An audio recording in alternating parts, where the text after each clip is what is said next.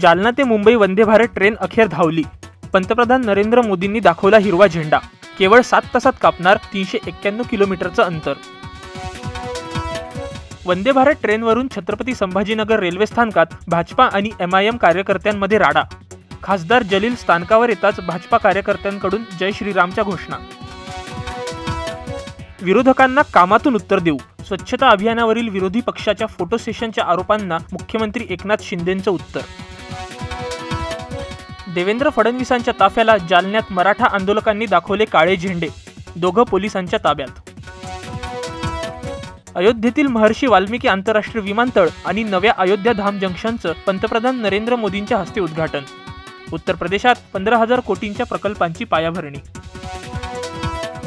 रश्मी शुक्लांची राज्याच्या पोलीस महासंचालकपदी नियुक्ती।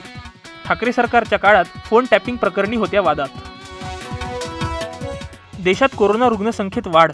24 तासात आढळले 343 नवे रुग्ण, तर 7 जणांचा मृत्यू। महाराष्ट्रात आढळले 129 नवे रुग्ण। राम मंदिर उद्घाटनाच्या सोहळ्यासाठी प्रसिद्ध रामायण मालिकेतील राम आणि सीतेला आमंत्रण, मात्र लक्ष्मणाची भूमिका साकारलेल्या कलाकाराला निमंत्रण नाही।